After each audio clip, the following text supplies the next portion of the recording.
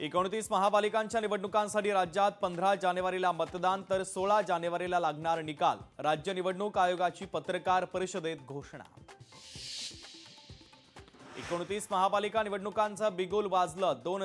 2869 जागांसाठी येत्या 15 जानेवारीला मतदान। आजपासून सर्व पालिका क्षेत्रात आचारसंहिता। राज्यातल्या 29 महापालिका निवडणुकीसाठी उमेदवारी अर्ज 23 ते 30 डिसेंबरच्या कालावधीत स्वीकारले जाणार, तर 31 डिसेंबरला होणार अर्जांची छाननी।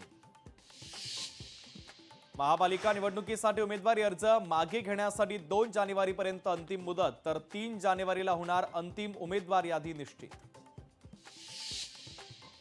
महापालिका निवडणुकांसाठी 1 जुलै 2025 रोजीची मतदान यादी ग्राह्य धरली जाणार।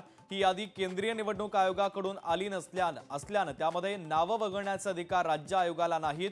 पत्रकार परिषदेत राज्य निवडणूक आयोगाचं स्पष्टीकरण।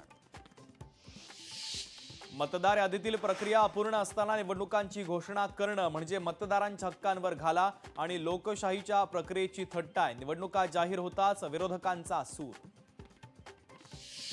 मुंबईकर महायुती सोबतच राहणार हा विश्वास व्यक्त करत पुण्यामध्ये मैत्रीपूर्ण लढत, तर ठाण्यात युतीसाठी प्रयत्न करू।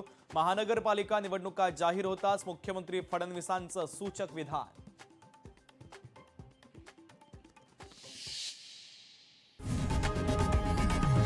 लोकशाही मराठी ऐका, पहा, जागरूक रहा।